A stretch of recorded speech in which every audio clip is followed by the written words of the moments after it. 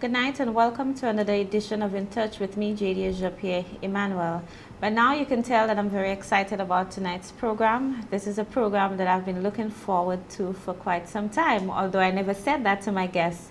It is budget season and many of our citizens will be looking forward to new ideas, new incentives especially.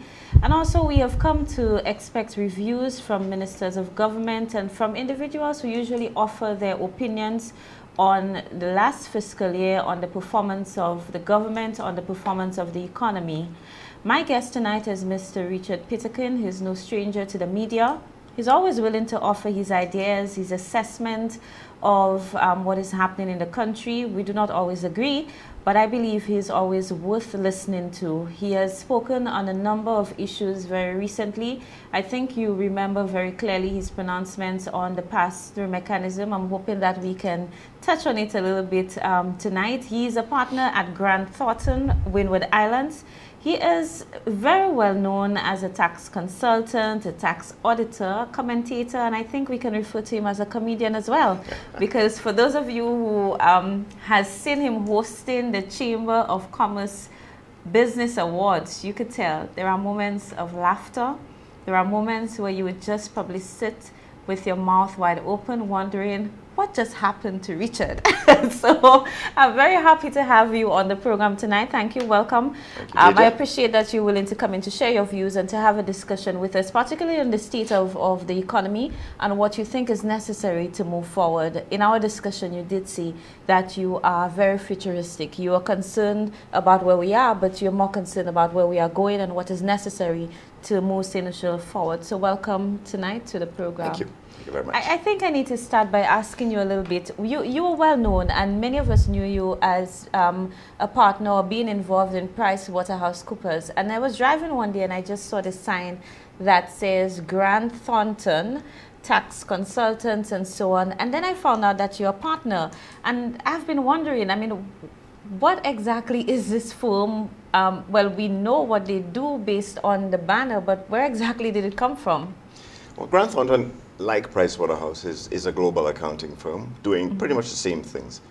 There are quite a few in the world, but Thornton is about the 6th biggest. PwC and Ernst & Young, Deloitte, KPMG, they are the top 4.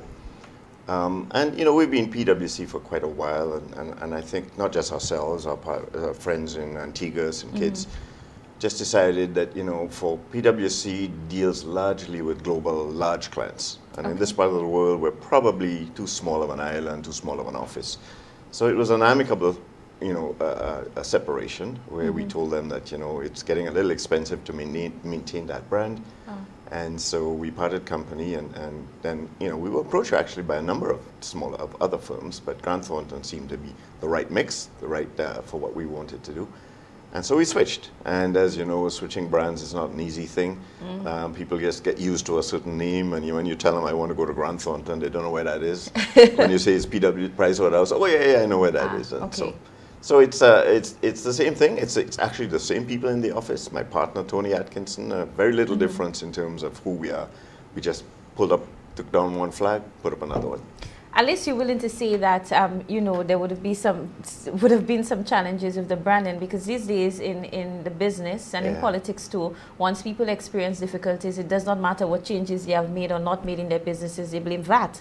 that seemed to be what is being blamed for everything that happens in the business world today. But we will get an opportunity to discuss that and your thoughts on that tax. But I want to start by beginning to review last year. I am almost certain, because you've made pronouncements on the last budget, that you would have listened and that you would have taken some time to look at some of the pronouncements, some of the policy measures that would have been implemented or announced in last year's budget. If you were to review last year, the economy, based on your research that you've done and the information that you're receiving, your own assessment, how would you describe last year for St. Lucia? You mean over the last year? Over the last year. It would actually be a little mixed, because to be fair, there were certain things that were said in the budget that never materialized. And some of them, people had hoped for, looked for, thought maybe it would have made a change, made a difference. There were other things that, you know, maybe you just didn't agree with, and the way it was implemented was done differently. The problem, though, that anyone has in trying to, you know, assess what happened or what was promised in the budget and where we have got to, is that we don't really get the information until a year later. And very few politicians, very few prime ministers have actually maybe they had the time or the inclination to say during their budget address, this is what I promised last year, this is what I hope would happen, this is what actually happened. Oh, actually, the Prime Minister has been doing that for the last 2 budgets. So I'm almost certain that when he makes his budget statement on the 12th of May, we will get an assessment as to what was implemented, what was not implemented. But when you speak of items within the budget itself that were not delivered, are there any specific targets or any specific policy measures that you're referring to? You know, nothing stands out that dramatically, because to be fair, and I took a look at the budget address earlier on today after you called me, just to see if anything stood out. Yeah. And, you know, it's a long document, so I didn't have a chance to go through it in that kind of detail. But there are clearly some things that he had indicated that what government would do. I mean, and one of them, for good or for bad, was the reduction in the public sector salaries. Yes. Because in the budget, he was quite emphatic that this was absolutely necessary, and that, you know, if he could not get a consensus by the end of, I think it was June, that he would have to proceed unilaterally. And not everybody agreed with that, right? Because nobody likes the idea of cutting somebody's salary. Yeah. But, I need to double check that there was a timeline. I don't think that well, there was a timeline. Yeah, I'm not sure, but he did say he would actually, if necessary. And then clearly, he you know, either he saw or he was advised that, you know, to continue to work on consensus, and so that carried on. Now the question is that there came to a point when he realized, obviously, that this was not going to happen, and so that particular chase was abandoned. And it would be interesting to see whether it's in this budget. I don't think it is, to be honest with you. Whether they're just going for a 000 or something to that effect. Because it's a tough thing to do. And I don't think anybody likes the idea of doing it. But the fact of the matter is, in a number of countries throughout the region, throughout the world, countries have had to do that. It's not perhaps as difficult for some than it might be for us, because we have these civil service protections. And I'm not saying that everybody deserves to have their salary cut by 5%. But the fact of the matter is, if government, and I remember that statement he made in the budget address, that St. Lucia has a problem with expenditure. Yes. And that you cannot cut enough out of all the other areas, because to some extent there are things that you can't cut, like you can't cut payments of interest and so on. Yes. And we had wages and pensions and so on make up more than 50%. And so if you had to cut somewhere, it's inevitable. They had to be there. But the idea was, and the hope was, I thought, because I saw it happen in Dominica, where they actually cut for a period and then restored it years later when they had achieved the targets that they had set. So I never saw it as a permanent thing, and I thought, well, maybe it was something they would have to do, but hopefully that they would have given the civil servants the hope that if you work together, if we got the efficiencies, if things worked out well, if we got back to growth, all of these would come back in time, but it didn't happen. So I'm not saying it was a disappointment, because I'm sure the civil servants weren't disappointed. Yes. But and the curious thing was, the feeling was, okay, if this was such a critical part of the budget, how do you get around it? What do you do to compensate for $18 million in reduced expenditure that suddenly now you're not getting? And I feel that at the end of the day, certain things had to be sacrificed. So, for example, he had indicated that corporate tax would go down to 28%, and it didn't. Yeah. And more than likely it was because of that. He'd indicated that the threshold on personal tax would go up to $21,000, and it didn't. And it was partly because of if you can't get the cuts, you can't give the cuts. So, but as I read on, I realized that to some extent that the budget last year was not a promise of a lot of different things that the government was going to deliver. And to some extent, it was a talk about consolidating and building a framework for the future. Yes. So I am hoping that if that was the case, and this, that this is in fact the future now, because the most disappointing thing is we didn't get growth. So now we've had 3 years of contraction. Now the politicians will say that the level of decline is decelerating. It's like you've mastered language. Yeah. See, so I didn't have to bring my anger consultant with me tonight. But he would have been welcome then. He would have been welcome. But so, you know, I think everybody was really hoping for a number of things. I mean, anybody in St. Lucia, they wanted to see more employment, they wanted to see growth in the economy, you know, they wanted to see, to the extent possible, reductions in prices, etc. And not all of these things were delivered or could have been delivered.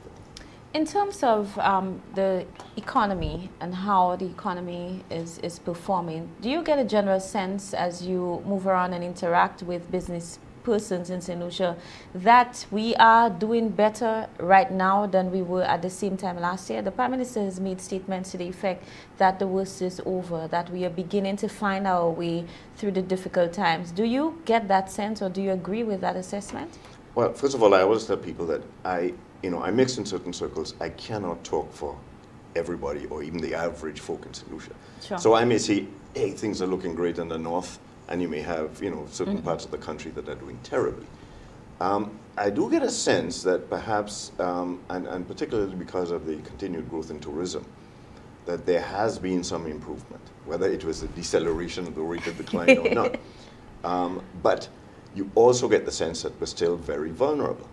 And, you know, and I think even the Prime Minister would admit that, you know, if we had another economic shock or a natural shock, all of the little gains that we may have made could suddenly go up in smoke. And so, you know, we're not out of the woods yet. We may have bottomed out. Maybe we're on the way up. But there's still a lot of people that have concerns about certain areas that they feel need to be addressed. And let's hope, as I say, that if last year was a period of consolidation, and setting the framework and doing the fiscal adjustments that had to be necessary, you know, at central government level, that this is a year that we will see certain, you know, priorities and projects that are going to make a difference to employment and to growth.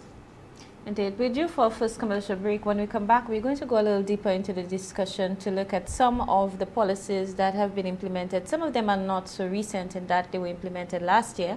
But, for example, we had VAT coming on stream. We have also made some recent adjustments, you know, dealing with the fuel price mechanisms. And there was a view that these adjustments would have led to some changes in the economy, in how much disposable income is available, and so on. So when you come back, I want to get your own thoughts. And now that we are beyond the introductory phases of these two policies, for example, I think we'll be able to get a better sense as to where we are and whether, in fact, they can be, you know, responsible or blamed for some of the adjustments that we are seeing right now. Stay tuned. We'll be right back after the commercial break.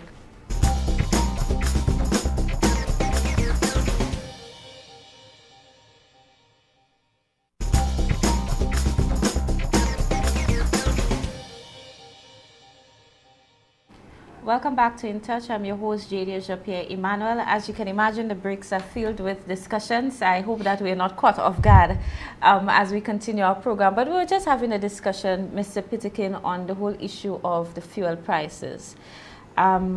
In January, this was a very big issue. To my mind, it was a political issue more than it was anything else, because try as you might, and also Mr. Jamari, for example, would have had experience dealing with the pricing of fuel and so on. Some individuals were adamant that something was wrong, that the pricing mechanism itself, no matter how you explain it, no matter how transparent it was, they were convinced that something was hidden in there somewhere. And there was a plea for the government to make an immediate adjustment to the price of fuel so that people can begin to see the economic benefits. For example, we heard pronouncements that once you reduce the price of fuel, the prices at the supermarkets will go down. Once you reduce the prices at the pumps, it will become so much easier to do business. The cost of doing business will reduce. We are now at the end of April, and to my mind, I have seen no adjustment anywhere else except at the pumps. And this is what government can control, in the sense that you can make adjustments to the period, you can make adjustments to the timing of the changes. However, the taxes are fixed. The CIF price is not determined by government. Were we sold something that really was untrue or impossible, or do you still have the hope that once the fuel prices remain low and we continue to adjust every 3 every 3 weeks, that we will finally begin to see some of these changes that were spoken of earlier? You know, I always remember during that whole debate about it, I actually, you know, I dislike it when there is something that is going on that should be able to be, you know, it's factual. You can determine the facts. And the facts are being played around with. And my hope is always that we get enough information on everything so that the facts can speak for themselves. And so I was interested and I went and found out. When I spoke to Dr. Darius, for example, he told me that, you know, the funny thing about fuel prices is that it's asymmetric in the sense that when the prices go up, everything of fuel, other things go up with it. When they go down, they don't come down with it, right? It's a kind of a one-sided street. I can't give you all the reasons why, but clearly there were two big issues there. One was there was a lot of pressure that if in fact the transport folks did not get some relief on the high cost of running their vehicles, that they would need an increase in their prices. And that was clearly going to have an impact on the average person in St. Lucia. So we were fortunate in a way to get, you know, that this thing was happening globally and then that the savings were passed on, that they were satisfied that they could live with that and not go for an increase. But the argument that it was going to reduce the prices of goods in the supermarket was never going to be based on fact. Because, you know, the price of gas in St. Lucia in a gas station is not what impacts the price of something in a grocery store. Unless you were into the delivery of goods all over the place, then maybe you would have a saving. Those prices are determined more by the price of import, of getting the stuff into St. Lucia, the price of making the stuff that is bought and brought into St. Lucia. We import everything. And so to that extent, there have been those prices have not been passed on by the people that we import from. And as I told you before, it's kind of like the airline industry. That was the biggest cost. And yet you don't see any savings in terms of flying on Lear or on American. So to some extent, people are saying that as well, some of these people have been suffering with high prices, and so now they wanted a break to take advantage of savings. So whether we'll ever see any reduction if prices remain as low as they are now remains to be seen, but I wouldn't hold my breath. On the issue of VAT, and VAT, as I said earlier, has been blamed for the current economic environment. It has been blamed for a number of things. People, there are some people who believe that our economy will never recover or that the unemployment rate is what it is because of VAT. What is your own view of the value-added tax? Do you think it is a necessary tax, or are you one of those who are of the view that this tax should not have been implemented at all and we should have stuck to what existed in the past? Let me first of all say that the last comment I made on VAT, when I was asked by St. Lucia News Online whether or not St. Lucia should reduce their VAT in line with what St. Kitts was doing on food, and I said that I didn't think St. Lucia was in a position to do so, Jukbois gave me a hard time. Oh boy, oh boy. So I have to be very careful about what I say about that. I don't like any tax, right? I'd love to live in a country in which there was absolutely no tax. Consultant. And somehow government could be run on a very lean kind of a budget, and we could all kind of live without having to bear any of these burdens. But the fact of the matter is, as long as government is going to provide certain services, then they have to have the revenue to run the country. And if government was to say, okay, I give you a choice. We have this, if we take this tax off, are you happy that you will now have to pay when you go to the hospital or pay when you go to primary school or whatever? If people somehow were given these choices, maybe they might say, well, okay, maybe they understand why you need to have a tax. A lot of people forget that VAT is a replacement tax. It replaced consumption tax, but there is no question that when it was introduced at a rate what was supposed to make up for the consumption tax, that there was a one-off spike in the cost of living. And there are a lot of people that, small business particularly, and manufacturing as well, because of the way the VAT works, you've got to pay first and get it later, that have suffered through a difficult period having to cope with the VAT. VAT has been one of the most buoyant taxes in the sense of it now produces a significant amount of revenue for government. And as my good friend Mr. Wayne said, you know, it's a specious argument to say that, you know, we just need a tax to kind of make up for, you know, to pay for certain things. Why can't we learn to live, that is government, and do the things that cut our costs so that we don't need VAT or don't need it at the rate of 15%, and that is true. But the reality is that government had come to a very difficult period in which for years both administrations were saying they had to introduce it, and the Chamber of Commerce and Business was saying that's the way to go, because the net just remains small. It's the same people who are being taxed all the time, and VAT seemed to be the only way to widen the net so that basically everybody was contributing. So I can't say I like it, but you know, to some extent there's an inevitability about it, but it's still, there are still areas of VAT that can be addressed, because if in fact the VAT on, I'll give you a good example, commercial property sales. Right. So that if you're building something not for residents, but on a commercial building, the contractor is going to have to charge VAT on his billings. So it's 15% higher in terms of your cost. Now, on $1 million building, that's a lot of money, right?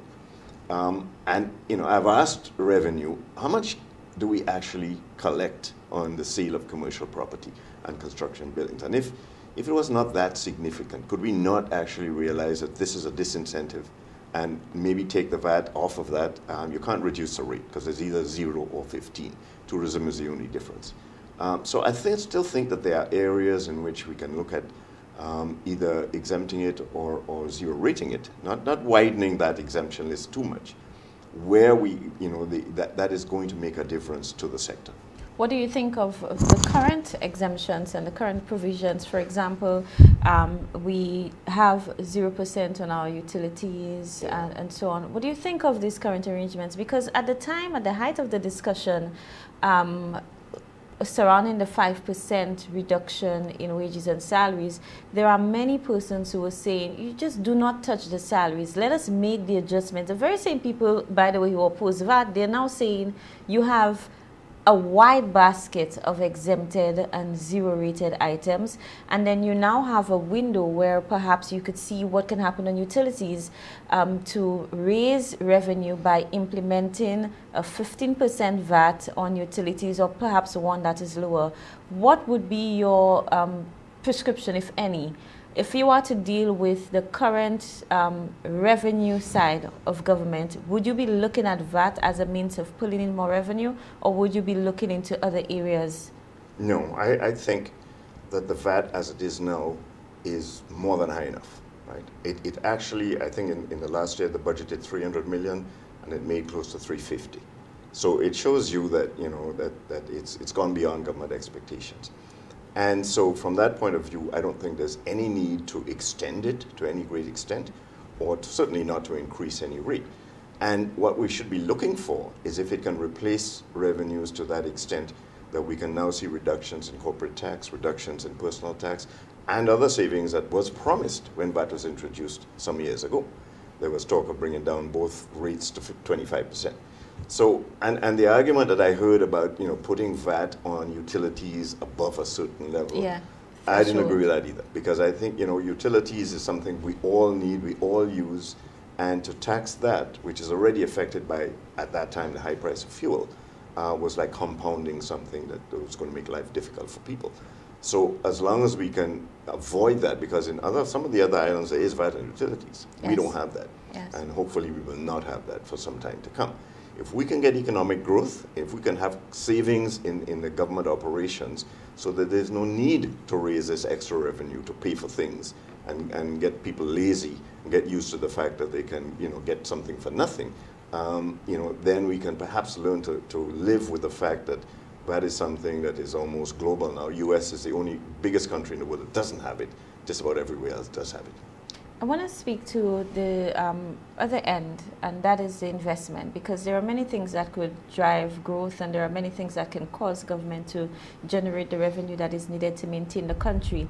The Prime Minister is of the view that unless there is some serious investment that would cause our economy to expand, then everything else that we would be putting in place would basically be stopgap measures. I think last year when he was addressing some of the various groups on the state of the economy and what was necessary to cap expenditure, he kept saying that the reality is that we need investment, we need investment. We went through a period which seemed to be a very long period without a single investment in the country. We're now seeing light at the end of the tunnel because we have a new investment, a hotel investment on stream, for example, and there has also been some small investment in other areas as well. What would you see affected St. Lucia's performance over the last few years in that area? I've seen the ease of doing business reports, and our rankings seem to have fell dramatically over a short period of time. But we also had global events happening as well, the state of the other economies. Do you think there is something we are not doing, or there are things we are doing wrong, or are we simply the victims of global trends? A bit of both. I think from my dealing with investors, a number of my clients, they're not as affected by the ease of doing business. They're frustrated by it. They may be irritated by it. But if you're coming in and you're building something for 150 million, bet your bottom dollar they're going to cut some corners to facilitate you. So, you know, you're not as concerned as the local. It's locals are the ones that are more concerned about the ease of doing business because they don't have that financial clout. And so for us, the government should be as efficient as possible. But clearly we were affected by what happened globally because the majority of the investment that we were getting, the foreign direct investment, was coming during a period of, it was an asset bubble where people were investing, buying up land, building or hoping to build golf courses and condos. It was a bit of a false thing. And when the world economy took a dive, that died. And that has never come back. And it's not going to come back in a hurry either. So to that extent, that's the global part that killed a lot of the foreign direct investment. Now the question is, can it ever come back, or how can it come back? And it has to be a little more targeted, and it will be in certain areas. It will be in tourism. We'd like to see it in manufacturing and agriculture as well, but the returns are not as big there for global investors. And bear in mind, they have a wide choice now as to where they go and invest. So tourism is largely where they will invest, and that is where the decision as to whether you come here or not is going to be based on a couple of things.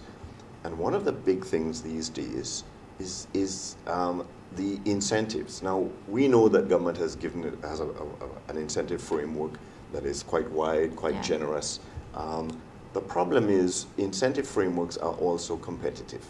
And you can't just simply say, okay, I think it's good enough for St. Lucia and I'm not going to budge. Clearly, you should be asking for something in return when you're giving somebody an incentive. But at the same time, when you are aware that the incentives that are being given to this person who could go to another island tomorrow, not that he wants to jump around, but he has a choice.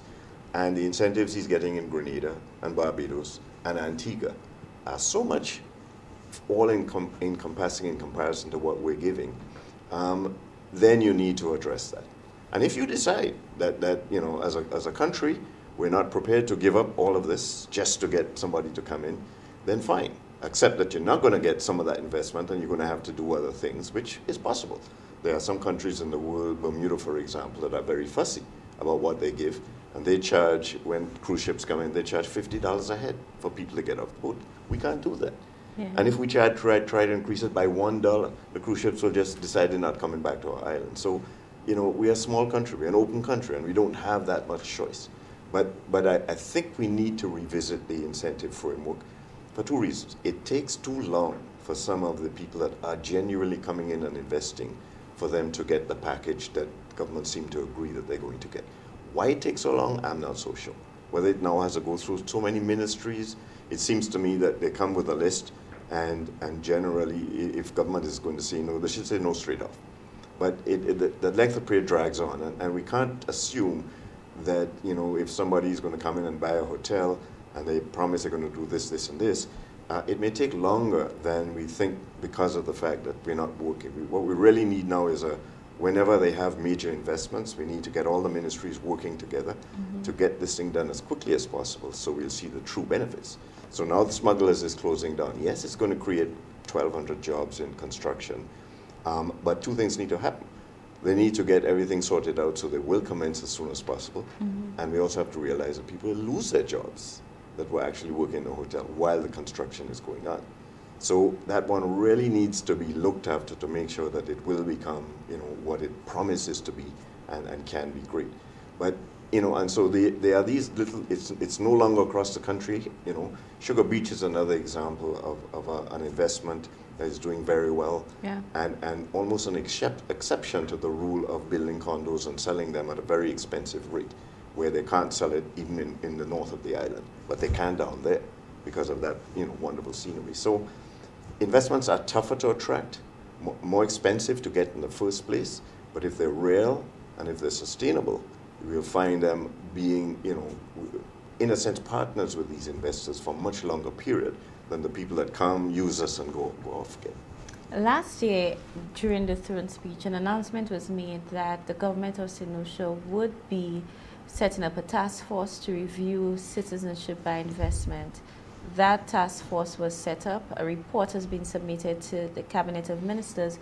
When we come back from the break, I would like to get your own views on citizenship by investment and whether you have any specific recommendations that you would love to make in the event that the government of St. Lucia decides that this is the way to go. Stay in touch. We'll be right back after the commercial break.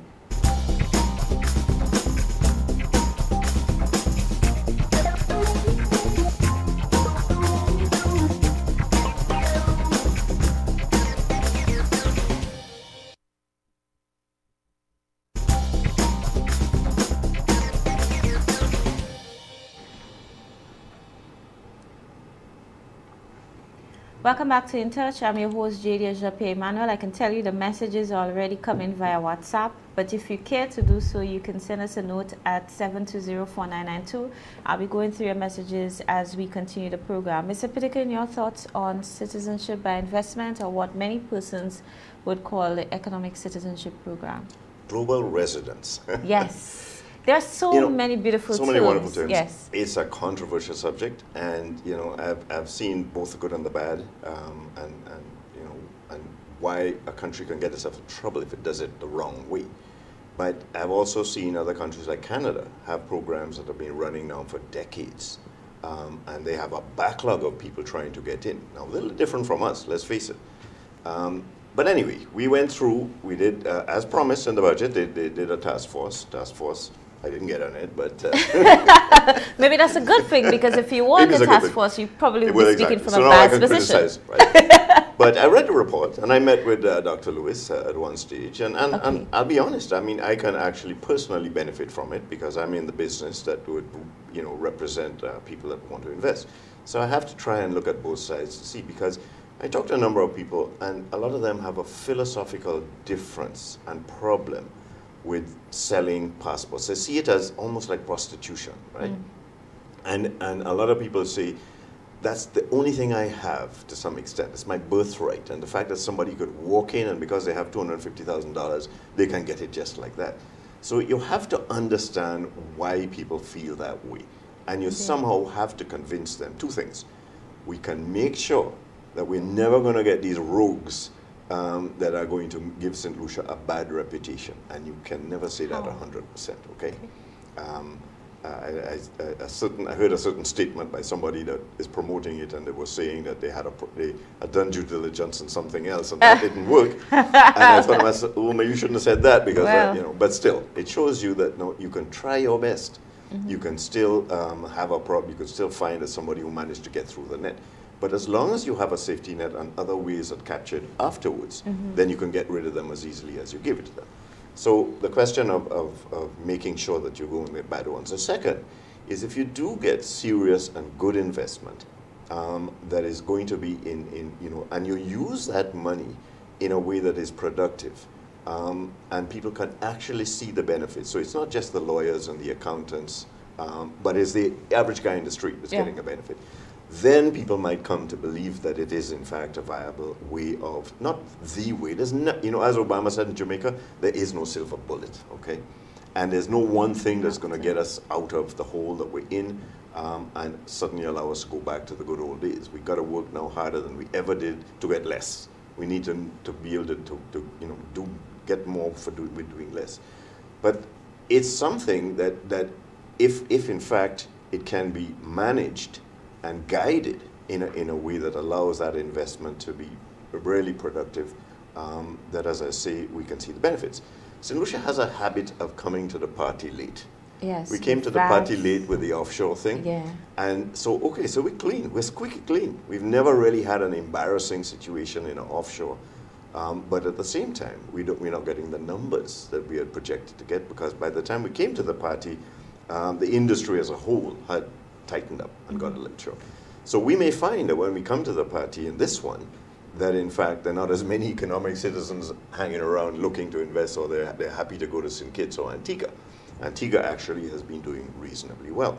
And I think they were saying that they already made 100 million or something else like that. I'm not sure I necessarily agree with the approach they've taken. Okay. But the two things in mind. One is that it's a way of getting money interest-free, right? So if people, in order to get a citizenship, have to buy government bonds, that's an interest-free government bond. Whereas now they might have to pay 7.5% to get somebody to buy a bond. So, but still, I don't think anybody wants all the money to just go into the consolidated fund. Let's face it, government, I'm sure you will agree, are not the most efficient people when it comes to spending money. I right? will make absolutely no comments on this one. No comments whatsoever. But a portion of it can go into a fund that is targeted for something very specific. Some of that money can be used for social programs, for example, which a lot of people may not agree with STEP and Nice and Smiles and all these other things, because they feel that that's money that's being used for make work instead of sustainable work. But if you were able to get interest-free money that you could now use for that, then the money, the taxpayers' money, can be used for more productive things. Both Antigua and St. Kitts have also allowed it to be used for investment in specific projects. And from what I gather from my colleagues in Antigua, that's where they're getting most of the traction. This is, Antigua has a list, it's 2 pages long. And if the investor invests in these projects, a lot of them are private projects. It's a priority list. It's a priority list, but okay. It's a priority list of private projects. So let's, for example, say the 4-lane highway, right? And you said, okay, it's going to cost us 100 million or whatever it is.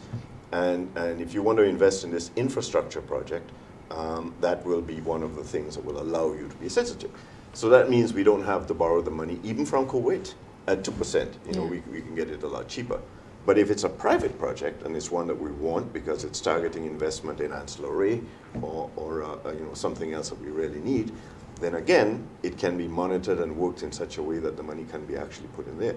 Because the problem with a lot of foreign investment now, they no longer can people get the loans that they used to get for all these investments. And the problem was they were borrowing too much money anyway. A lot of these projects were doomed to fail because they're too highly geared. But if some of these investors that are genuine and doing things that we want, and we've identified and saying this is good, if they can get a group of people who are willing to put the money into their project, and that would qualify for them to become citizens, then it's a great way of funding, and it's a form of foreign direct investment that would be productive. So it's a question of whether we can target it, whether we will get the business that we think is out there, or whether in fact it's beginning to get a little tough and compete. What I understand as well, our folks in Canada have done a lot of this, and they've told me that Canada has a backlog, and that's why we're seeing so many people in the Caribbean. Now, let's face it, if you come to St. Lucia and become a citizen, it doesn't give you a visa to Canada. But their belief is that maybe in time that can happen, or some of them may be happy to just live here. Look at all these people in war-torn countries, some of whom have saved money and would just be happy to come and live in a nice little quiet house in Sans Souci and go to the beach on a Sunday instead of having to dodge bullets in Syria. And so there are a lot of genuine investors that are not just Russian oligarchs trying to rip us off, but it's to be able to run that program. Now, a little birdie told me that there's 12 million in the budget for this program. So it would appear that the government... That bird spoke to you and not me. Yeah, but it appears that the government is definitely going to go along with it. My hope is, because I did a little thing at the chamber the other night, I did a flash poll, and the flash poll suggested to me that a lot of people still felt that we needed to do a little more research, a little more work. So I would like to think that if in fact they do get into it, it's not going to be jumping over a cliff. There's a lot of work to be done, and during that period, continuing to do research so that you can still bail at some point if you find that this is not working. We're at the bottom of the barrel, and there's something that so there's time. The issue of unemployment, this has been a problem for years now, and we are seeing that whereas there has been some movement because we have been able to, for example, provide jobs through NICE, we have been able to provide jobs through the cruise ship employment program, which is one of the very successful programs. It was introduced in last year's budget, and in just over a year we have over 500 persons gaining employment in that sector. How then would you propose that government seeks to deal with this problem, which seems to be a lingering problem, particularly the youth unemployment in St. Lucia? Any specific measures that you see we can implement? And, you know, you're right in a sense. I mean, one of the disappointments of the budget from last year was there was hope that it would address unemployment, and the rate of unemployment has actually gone up marginally. But it is desperately high for younger people.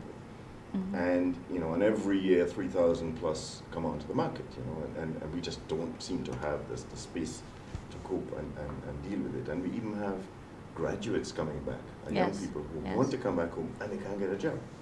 So, you know, again, there's no silver bullet there. I mean, that is the hardest task that faces us, and it will only come about through genuine economic growth and you know, slow build-up. But it also means that people are going to have to be a little more patient and realize that, you know, there are other people, you know, so in other words, let's say you have a company that is looking to employ people, you know, they don't want to have to, it's not a case of numbers, they want quality stuff.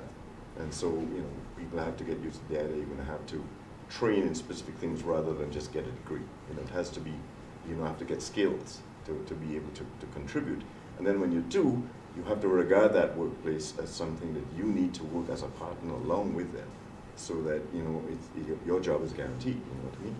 I must tell you that there seems to have been a view, and it is something that the Prime Minister expressed, and I think it is something that has been said by the Chamber of Commerce and some of the other persons in the businesses, that our work ethic make it a little difficult to deal with the issue of unemployment, and also that there are demands in specific areas. However, we are not able to meet the demands because of the lack of skill, or because our training and our education is not targeted to deal with new and emerging industries. Do you get the sense that we are not targeting properly, that we are not able to deal with the unemployment issue because our investments are not in particular areas? For example, electronics, and, you know, now the apps and all of this, it is so popular, but we seem to be stuck in the traditional forms of business.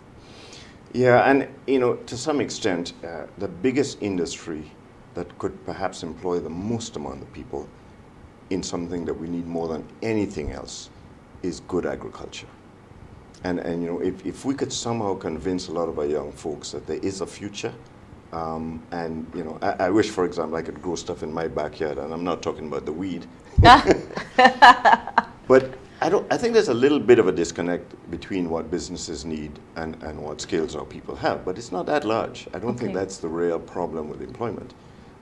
You do see certain people at the highest level, and there's certain skills.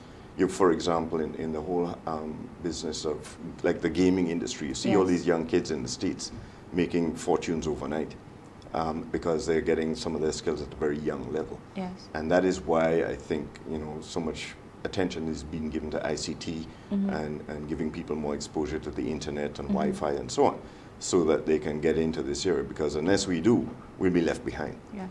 But it is more just a case of, you know, businesses generally, because all businesses have gone through a tough time in St. Lucia, and a lot of them, to be fair to business, has held on to their staff. There have not been a lot of layoffs, but they can't just take on people every single year. And so what they're going to people and saying, we can't afford salaries this year, and they will try to take on one or two, but it's not enough.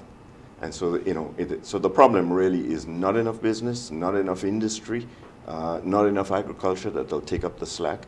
But there's also an issue of a lot of our young people who, unfortunately, either don't want to work or don't want to work in certain things because they see things on TV and that's what they want to do. Yeah. They want to play basketball and make $10 million a year.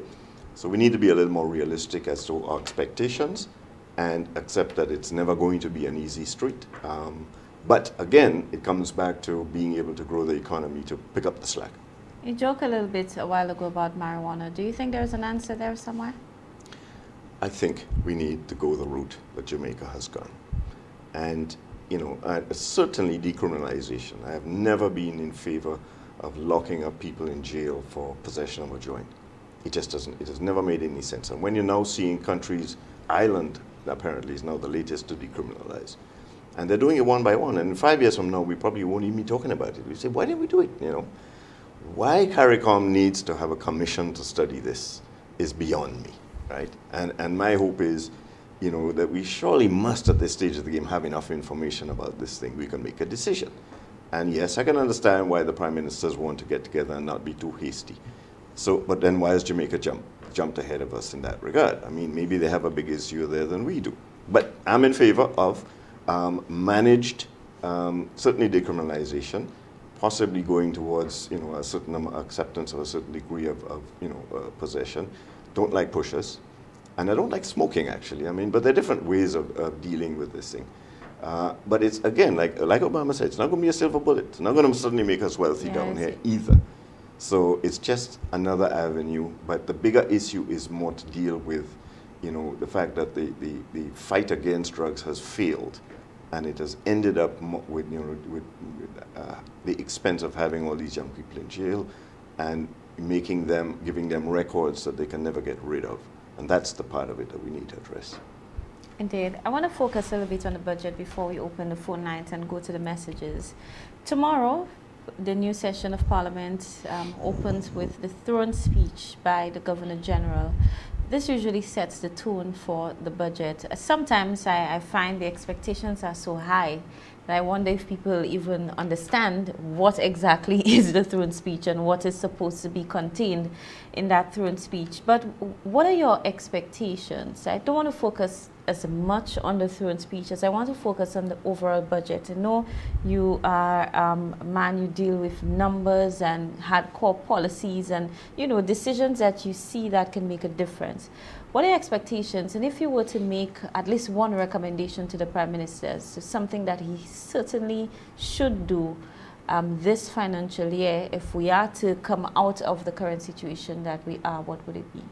Well, first of all, we'll never come out of the current situation that we are. In other words, we can improve it, but it's something that we will always be, you know, fighting against to make sure, because there will always be forces out there that could somehow affect us. I think one of the things that I would certainly like to see in this budget, and I'm hoping it will be there, is a greater amount of what I'd call quality infrastructure expenditure that is going to create you know, more jobs in construction, and at the same time improve the level of our infrastructure in areas that would really and truly assist. I mean, if we had the money, could you imagine what a road up, you know, the East Coast, would make a difference to that area? Long. But let's face it, that's going to be hundreds of millions of dollars. Yes. So, you know, I accept that there are certain things that we just can't do overnight, and we have to concentrate on where we can get money to do the things that we do.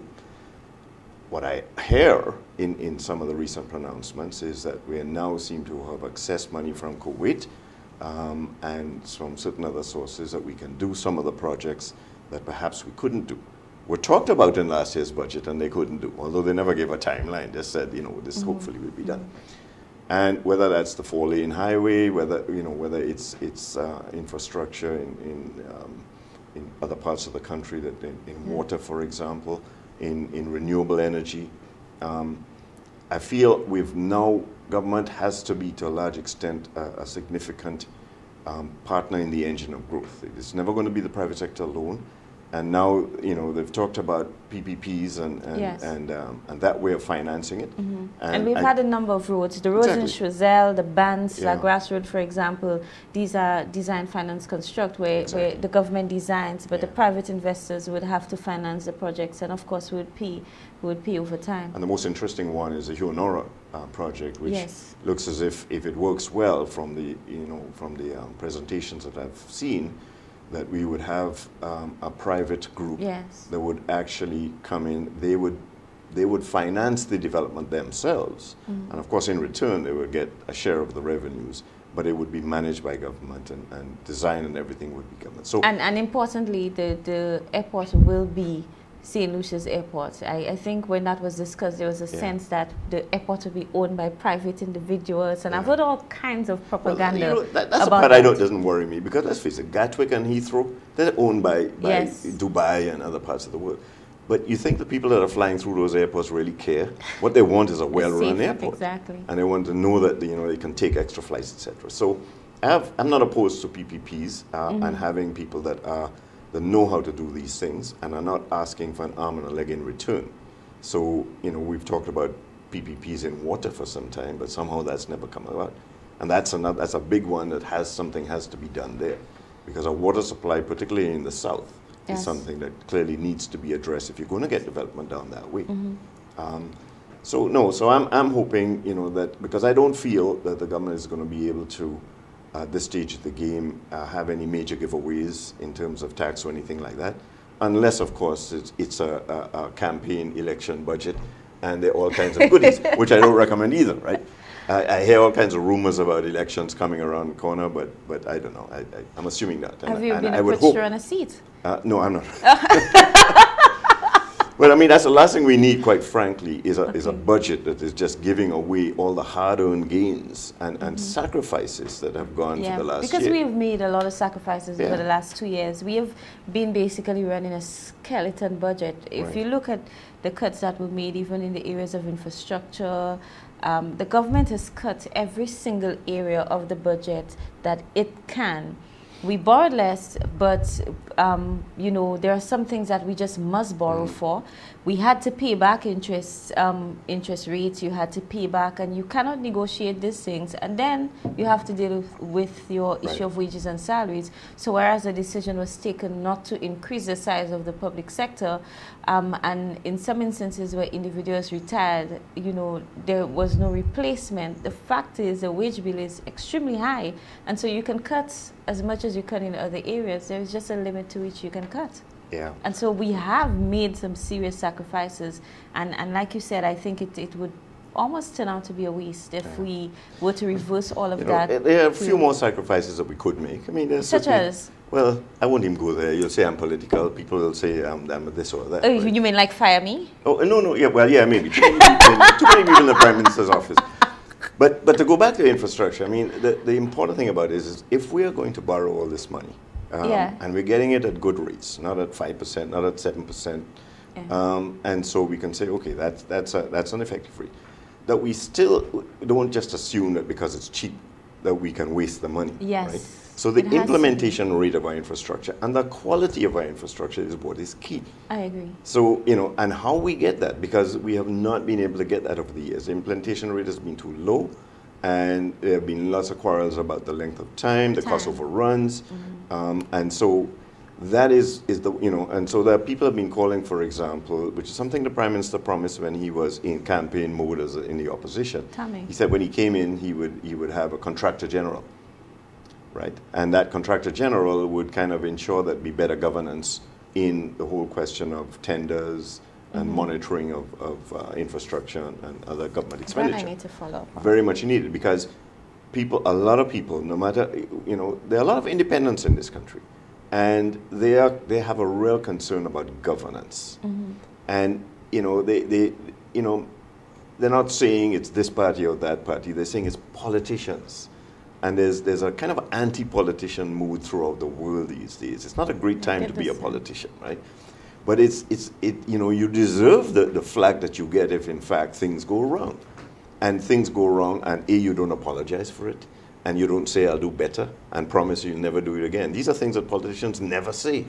And so the governance is an easy issue, it's an easy word, but clearly there needs to be an improvement in a number of things. And so, something like a contractor general is perhaps a way of telling people, Jamaica has one, for example, that, okay, major projects, we will have people on site checking out, making sure that this thing is finished on time and nobody's going to get excess, right? Because there's always a temptation. There's a lot of glad-handers, under the table in all projects, and it's not just government, it's private sector as well.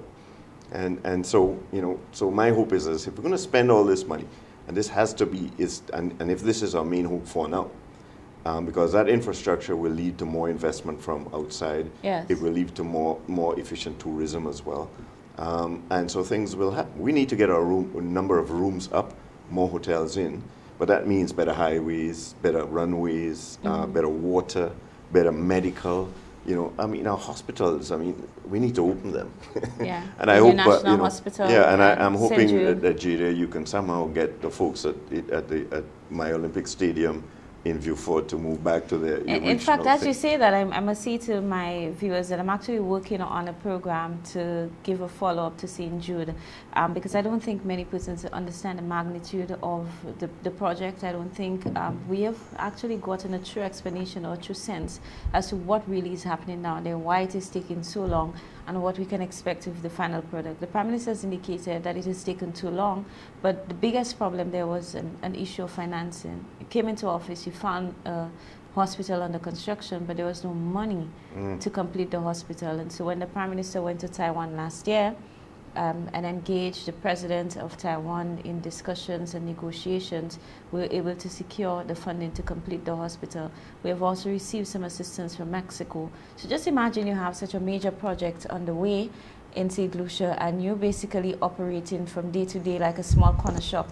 You know, obviously it would cause some serious difficulties with the timing, with ordering your materials and so on. And this was the biggest challenge. It has already been dealt with to a large extent, and I'm hoping that I can get some officials from St. Jude on this program to explain the project, the nature of the work, and to take us forward. It has been one of the issues that has preoccupied the Prime Minister. It is his constituency. And so you can imagine what it is like when he goes down there on a Wednesday. People are asking about the hospital, and it serves not just Vieux-Fort, but the entire South. And I think St. Jude, prior to this, had a very good reputation. There are persons who would leave the North to go down to Vieux-Fort for medical attention. But I suspect the new National Hospital will be ready and commissioned before St. Jude, but I'm hoping that we can get an update on St. Jude. Well, good, because if that doesn't happen, I'm going to bring my anger translator to come back and ask the question in a different way. Indeed. I want to thank you so much for tuning in. When we come back, we're going to be taking your phone calls. I have a lot of messages that I'm going to be reading. Some of them are not too kind, Mr. Peterkin, I will tell you that. But if you can deal with Jugba criticizing you, and if you can deal with being on the UWP platform because of your comments on the pass-through mechanism, you can deal with my callers and those who send messages, because they're not that bad. So stay tuned. We'll be right back after the commercial break.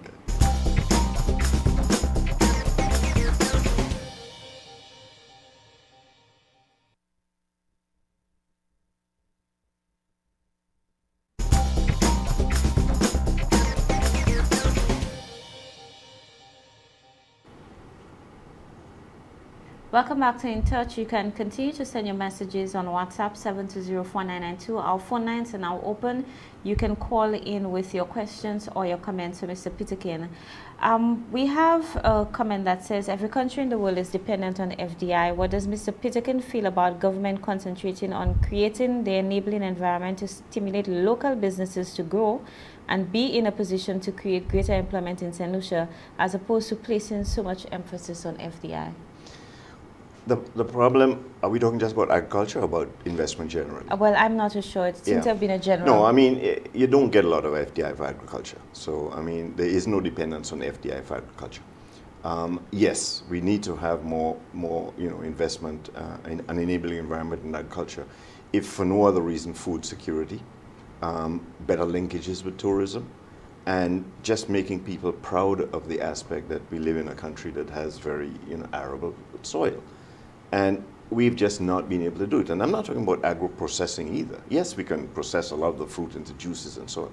But I'm talking about, growing things that God gave us, that nature gave us, and not even understanding the value that some of these fruit and vegetables have. But it's young people, they're not attracted to agriculture. It's tough work. Even when agriculture, bananas was big, people would only work for a very short period. Yeah. And so it just never had the productivity that we needed to compete in the world. But I think there's hope, because there's a new program called the Youth in Agriculture program, and it is a program being run by the Ministry of Education, and there is support from NICE, and I think there are about 169 people under this program. They have been trained, and the government went to the House of Assembly to secure land to make it available, but this is still not close to what is needed to have that big shift. And I always use the example in Jamaica, for example, 70% of the fruit and vegetables that consumed by the hotels are bought locally, and in St. Lucia it's like 30%. So that there is an area that we can fill. Yeah. But I'm not saying it's an easy, and it does mean to some extent, I wouldn't use the word subsidies, but it does mean an investment by government, and this is where either if we went with the program, the citizenship thing, that you could in fact make agriculture one of the areas that people would have to invest in. Another comment says, I would like to get Mr. Peterkin's views on the manufacturing industry. At one point, we did extremely well because of that industry. Now we seem to be moving away and focusing solely on tourism. Are there any proposals he can put forward to revive that sector, or is it that it has become too expensive and we need to abandon it just as we did with bananas?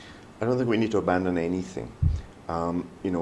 What has happened with manufacturing is that it's shrunk away from the export-driven agriculture, and it's largely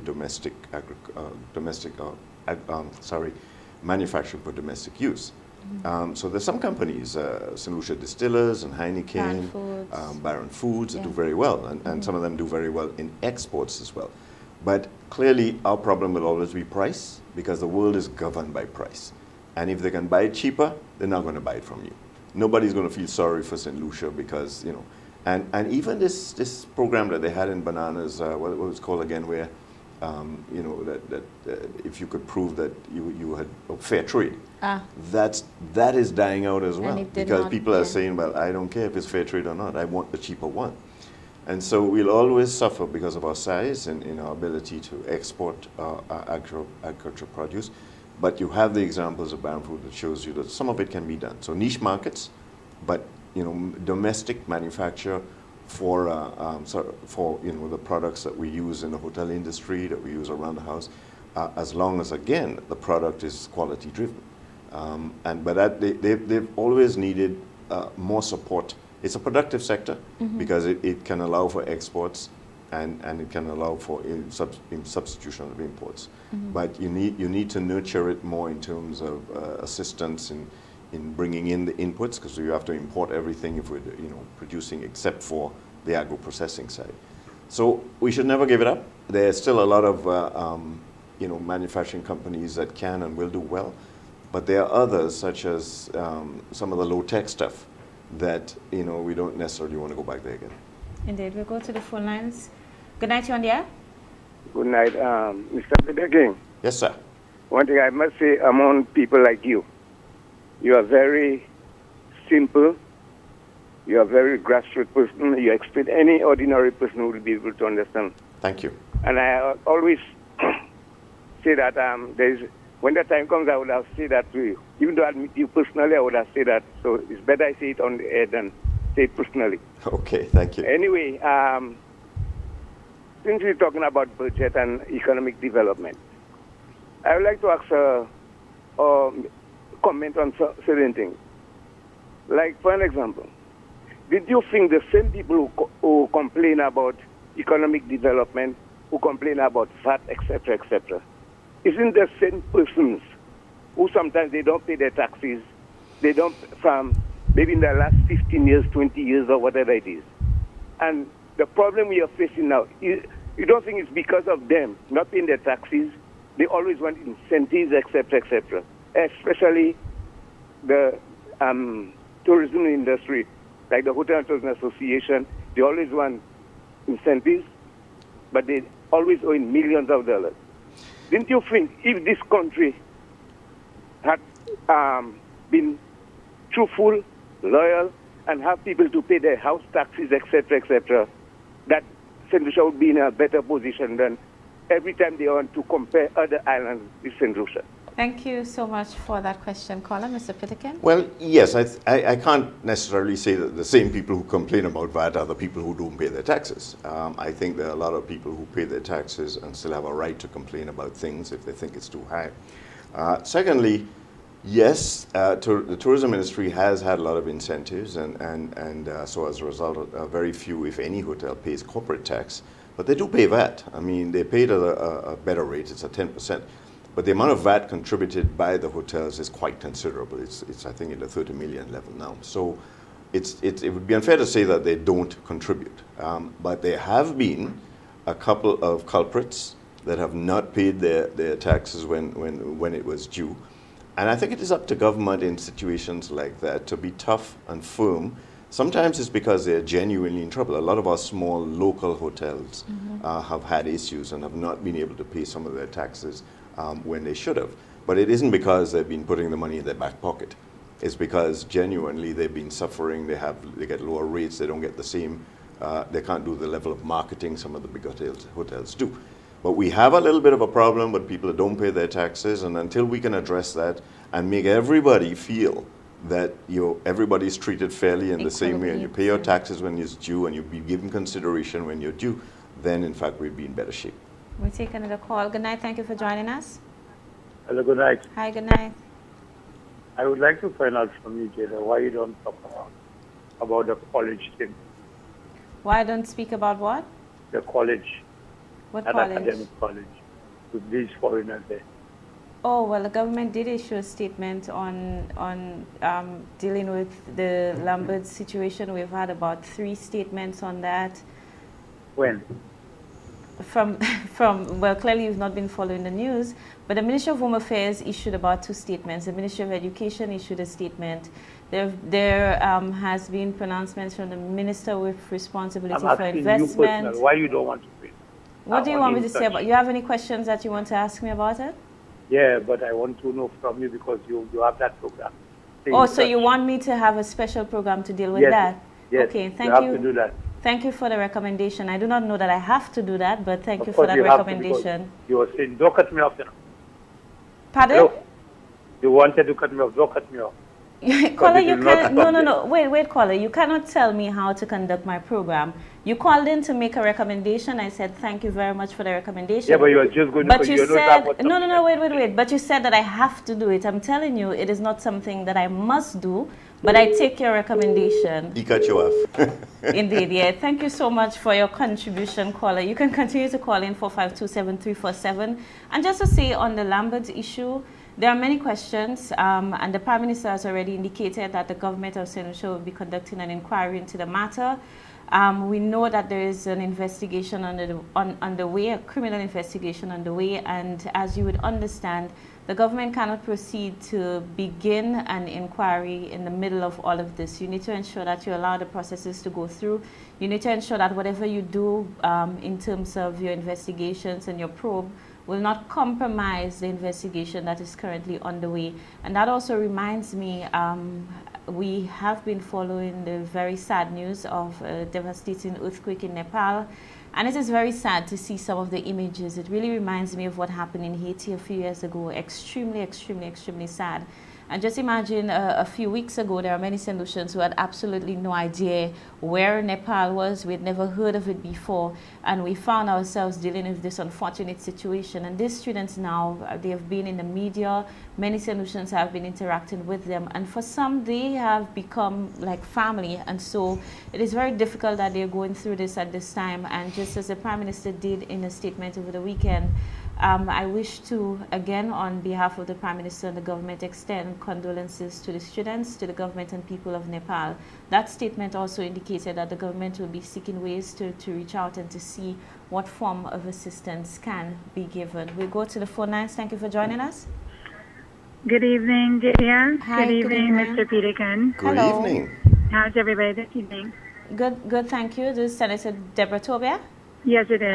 Okay. Yes, this is an excellent show, and I really am impressed with the objectivity because, Julia, as you know, I've been saying for some time now that the economy has been exceptionally difficult, and there's really no sugarcoating it. a lot of the topics that the two of you have discussed tonight really brings it into a clear perspective, the myriad of factors at play that you must consider when you evaluate what is happening in St. Lucia and, of course, in the world. And what I can appreciate is that, particularly in the construction sector, last year, as you know, the construction stimulus that was initiated by the government of St. Lucia came to an end. And when that happened, which, I mean, it's something that we could have predicted, but we saw a tremendous slowdown in revenue. Now, this year thus far, for the first quarter, in fact, I just had a management meeting this evening, JDA, and we evaluated our last 4 months. Although we've had more or less steady sales, it is substantially lower than what we had last year. So the figures are not encouraging. But I will tell you that there are so many different things that are happening right now that if we do not analyze what we're doing as business people to the point that we can respond and counter what we're experiencing. And then let me explain. Mr. Peterkin said that, one of the things that you would want to see happening is growth in the construction industry. Definitely, the changes in the pricing structure with the implementation of VAT has increased the cost of supply. Okay, there's definitely no denying that. However, what is happening is that because of the fierce competition, a lot of retailers have nothing else to do but to resort to discounting, deep discounting, which again reduces the margins, right? Now, I have been very careful in analyzing what's actually causing that decline.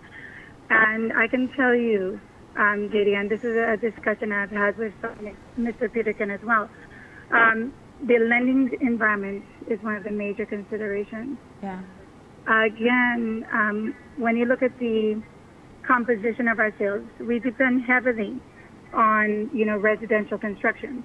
Okay. But I think we will see some changes in that area because the announcement coming out of the ECCB, for example, is that there will be adjustments to interest on your savings. So it will now become less attractive for people to save and more attractive for domestic investments. But I think that would be happening alongside some adjustments in the interest rates as well for mortgages and for loans. Yes, that would be anticipated, and we're very hopeful that would happen. But I also think that because of what the banks have experienced in the past few years, have caused them to become much more stringent in lending. So it's a chain reaction. It's a circular kind of relationship between, the banking sector and the business sector, and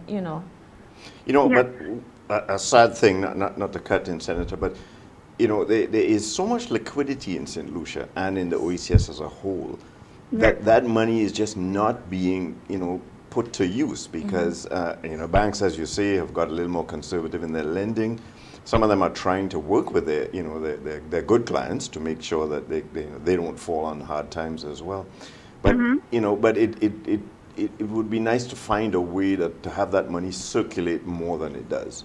And so that, I think that even with the Barbados, for example, I think the central bank has abandoned any kind of minimum savings, which is hard on the people who are putting their money in and getting savings. But the hope is that the interest rates will drop, and it will allow those those investors that are trying their hardest to do something productive to be able to benefit from a lower cost of borrowing.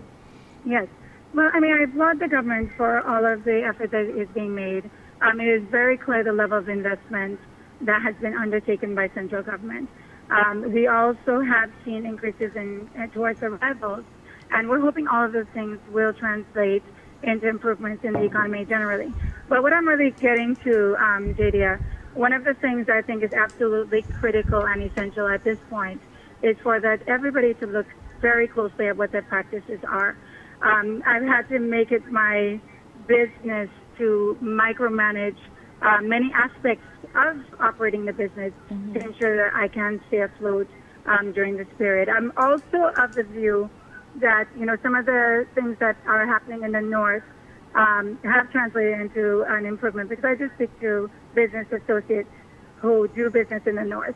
And perhaps it's an instance where it has not actually trickled down to the southern areas. Yeah. We know about that great divide, Jadia, between the north and the southern. And as Mr. Peterkin was saying a little while ago, for some types of developments, the water is a big problem. But now we've seen some investment there. The government has already, outlined the water sector development project for Vieux Fort, and I think we have already commented. So hopefully, after such a huge investment, we'll begin to see some movements in that area. But I think it is really understandable, and we have to accept that unless you have your basic infrastructure in place, unless you have reliable services in place, then it does not matter how much land you have, it does not matter how attractive the space is, then it would be difficult for people to come down and put investments in these areas. So the water, I know for sure, was a big problem in the south. Now that it is being addressed, I'm hoping that we can begin to see some shifts, that the south will become a little bit more attractive than it currently is for investments in the hotel sector and in other such businesses as well. But I want to thank you so much for your contribution, Senator. We'll try to take as many calls as possible, and there are a few messages that we will go through as well. Just with one thing, sure. Jadia, I do have an appreciation for the discussion, because there is always more that can be done. As Mr. Peterkin was saying, even in the area of agriculture, sometimes it requires a change in our mindsets to do what we can with what we have. I really do appreciate that we have to work a lot harder for a lot less. But just to leave you with this, I saw something the other day. I think it was a Japanese man, a young man who put himself through college, and maybe it was a master's degree that he had obtained. And he always looked at farming as something that was below him. And only to go into tomato farming, to do it with such excellence, that by evaluating what the needs were of his customers, he has grown a very vibrant business where people literally wait outside of his greenhouse in a long line. So again, I think those mindsets and the shifts in mindsets really need to occur so that we can maximize and optimize whatever it is that we can achieve in this small country. Indeed. Okay. Thank you. And have a good night. Thank you so much for your contribution. And I did tell you, Mr. Peterkin, that there were a few messages coming in. I know you can deal with them, so I'll read them for you. Fire away. This Can I get my anger translator behind me? Yeah, we could bring him in. This person says, Jadia, I think it is so ironic that Mr. Peterkin is on tonight so submissive. Is he singing for his supper on the heels of an upcoming general elections? Whoa. Is he now realizing that no government is perfect? Has he finally smelled the St. Lucian ground coffee? Okay. I'm not actually quite sure because I've been called everything by all kinds of people. I've been called a spin doctor for the Labour Party, to a flamboyant reader, or whatever. So I don't know. I try my best to to just say what's on my mind and hope that But problem sometimes is as I told you before, you don't really get a chance to explain things in great detail on these shows, and so you have to make general statements. But I try to be balanced. And I think it's part of what the problem we have in the country is that too many people are judged, by different things that maybe have nothing to do with what they say or do. And you may be labeled, and no matter what you say or do, they will not take you seriously. But I accept that, people don't, will not agree with everything one says, and that's fair. We should have good, good arguments and good discussion. What we really need, as we've said before, is the access to the information. So there's no question about the facts, just differences of opinion as to how you use the facts to get to the best conclusion. Agreed. Let's see if we'll get a follow-up from that person who messaged. But here's a question. It's a question that you've answered before. Yeah. Not here. It is a question. Your answer puts you in a lot of hot water. And I think it was your answer to that question that landed you on Jukboa. So this person says, is it possible that VAT on food can be exempt in St. Lucia, for example, like what took place in St. Kitts? Yeah. And the answer that I gave was that essentially, St. Kitts was able to do it because, first of all, it was a campaign promise, but more importantly, they have been going through a period of economic growth. I think I heard the number of 7%, but maybe it's 4%, or whatever, for the last couple of years. So in a situation like that, they are in a position to say, okay, we introduced VAT, we had a certain rate. At that point in time, government was going through difficulties, and that's why they did it. But they have to realize that when that happens, it does affect people. So that when they are in better times, they can now pass back some of those benefits, and maybe they've done that. The problem, I think, with our situation is we're not quite there yet. We've had 3 years of decline. And, so you can look at VAT. You can say, okay, what is the VAT now? What is the revenue from VAT and food? And if that answer was, it was, say, $15 million, and we could say, well, all right, we can play around with it, maybe, and put it on other things or whatnot, so that take it off food, because food is the one thing that everybody has to have to survive, and, they're having a tough time, so let's see if we can deal with that particular issue. Then fine. But, for every 1% of VAT right now, so if you reduce VAT from 15 to 14, it would cost the government $30 million. And then the question is, okay, can you save money? Can you cut expenditure to save $30 million so that you can afford to do that because you appreciate the fact that it's making life a little difficult for some people? And the answer is not always yes. So I think maybe government has to accept that, they need to take a hard look at what are the exempt items and make sure that it is those items that are specifically causing a problem for the people that don't have enough money, no disposable income, and they need that support, and there's no safety net, there's no unemployment insurance, and so that's the way of dealing with it. But that we did have such a wide net of exempt items that it was causing a problem, even for some of our businesses. Yes. And so, you have, again, to try and find that balance. So it's not an easy answer. I don't have the facts as to what exactly the VAT we're making on food and whether we can afford as a country to exempt it and find the monies from another place or find the savings in government.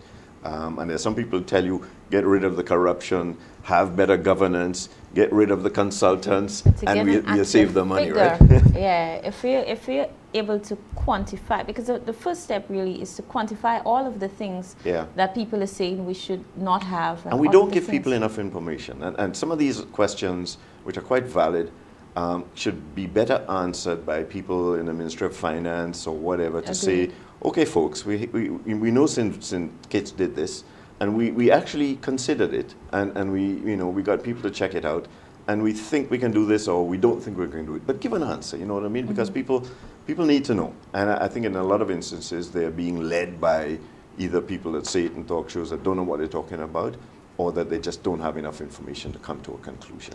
Indeed. We'll try to take just about 2 more calls. 452-7347. This is the number to call to make a contribution. There's a question here. Mr. Peterkin, do you think that the adjustments made by government in preparation for VAT was sufficient? For example, increasing personal allowances and placing 0 items on the list. But just before we get a response to that, we'll be taking a call. Good night. Thank you for joining us. Hello. Hello. Good night. Hello. Hello. Hello. Hi. Good night. Hi. Good night to you, JD, and Mr. Peterkin. Hi. Good night. Mr. Peterkin, presently we have no VAT on bottled water.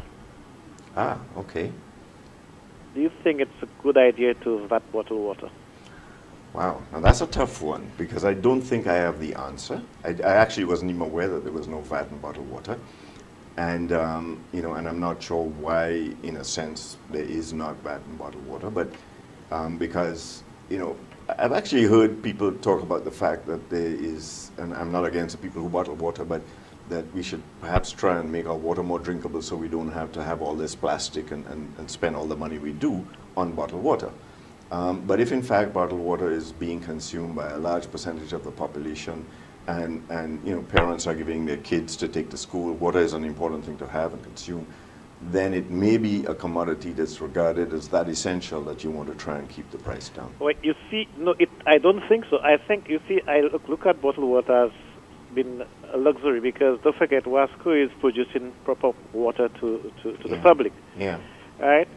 And if there is an issue, there is an argument where people believe that there are certain items that are being vetted, right, and needs to be removed. For example, let us say a case for medicine. Right. Right.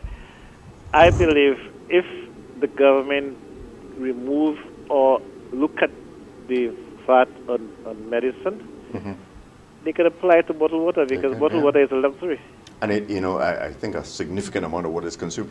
And Kola, I grew up in Trinidad. I went to school in Trinidad. I went to a school, and I'm sure a lot of people over here did the same when they went to the various schools here.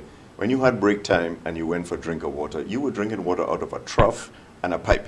And that water was sweet, and you never got sick. Refreshing. And so you really wonder why we have come to the stage of our lives where we probably consume more bottled water than we drink from our tap. Because I don't think that the water that we get from Wasco is contaminated and people will get sick that easily. Yes, there may be one or two areas. So you may have a point there. Also, Wasco produce one of the best water, if not in the Caribbean, in the world. So they should have an argument about the quality of Wasco water. But I believe it's an area that must be looked at very seriously. At least we should look at that on bottled water, because as far as I'm concerned, bottled water is a luxury because the companies are buying water from Wasco next to nothing. Yeah. And a bottle of water in some cases, like say for the liter is about $2 and something cents. Yeah. And yet it sells. I mean, this is amazing. Yes, thing. yes. So I don't know. I think to some extent we consume things we don't really need to. But I'm sure JJ will take that point to her Prime Minister, and it might be in the budget. I will say to you that this is one of the recommendations coming from In Touch tonight. Thank you for that contribution, caller. Our final call, good night to you on the air. Hello, good evening. Hi, good evening. You said there's no VAT on bottled water, but I have a bill. I bought water this morning and there's VAT on it. So what are you all talking about? I don't know. I mean, that's why I'm saying I was not aware. But that's what the caller said. Yes, the caller, that's the point the caller made, but it's something that we need to verify. Honestly, I do not have the entire exempt list before me right now, but it is something that we can always verify. No, because I'm saying, I mean, you all don't even know what you're talking about, because I have a bill saying, well, but if you were listening, caller, you'd realize that it was a point that was made by the caller before, and he asked Mr. Peterkin whether he think there should be VAT on bottled water. No, but Mr. Peterkin said he said there's no VAT. The caller said so, but Mr. Peterkin said that he does not know. It was news to me, but if you say you've paid VAT on it, then I hope that it in fact is a correct but bill. it's something that we need to verify. I know that there is no VAT on our water coming through our tap at Wasco, but I am not certain at all whether there is or whether there isn't on the bottled water. I really cannot speak to that. Okay, thank you. Okay, sure. Thank you for your contribution. Some messages, and we were talking a little bit a while ago about the level of preparation for the VAT. I don't even have to get a response, and I think I'm getting a sense as to what your views would be, because we were speaking a little while ago about access to information, and we were speaking a little while ago too about the preparation and engaging the public to get their thoughts on a number of issues. So I think I'm almost certain that you would say that you believe the level of preparation and public engagement would have been insufficient. That is before correct. The implementation and the reason why I've said that is because I looked at the way Barbados did it, and they had one from what the people that I know that lived and worked in Barbados, significant amount of public discussion on it. And even after all of that had been done, there was a change in government, and they delayed the implementation for almost another year. So they to a large extent, they were as educated as you can get. I think we've seen little problems in as a result of, I wouldn't say a rush necessarily, but the use of VAT models that may not necessarily have been in our best interest. And so it's a piece of legislation that has to be constantly monitored and reviewed. It is never something that is cast in stone that you could say, that's it and you have to pay it. Because, if another model, if another form of that contract between people, voters and their governments as to how governments get the money to provide the services, if there are better ways of doing it, then they should be explored as well. Indeed. I want to thank you so much for joining me on In Touch tonight. But just before you go, there's one question that I need to ask you. I know you said that this is something that you do not generally do, but I think I'm led to ask you that question.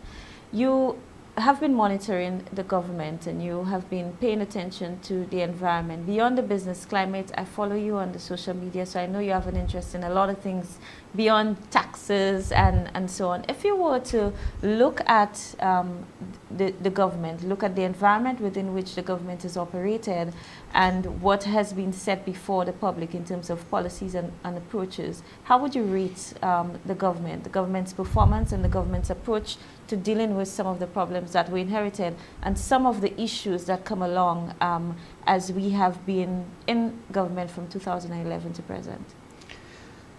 It's such a broad area that it's hard to give one overall rate. And I don't think I'm qualified to do that. You know, I would have to say that there are a lot of things I think government can do a lot better with.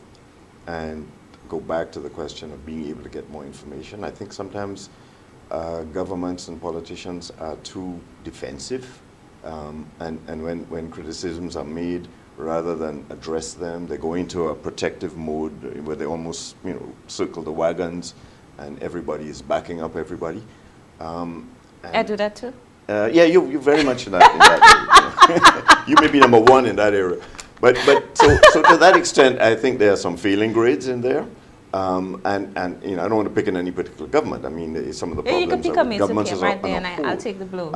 And there are some also some very positive ones, and sometimes it's, you know, we are so polarized in this country. In well, many the politics countries. is, yeah. I mean, you look at the states. I mean, that's even worse. So I mean, it's not just St. Lucia that somehow you don't get credit for the good things you do, and sometimes you're criticized, you know, unnecessarily. So, you know, I will not give an overall rating. Just I will leave that because it's not. First of all, it's not my say.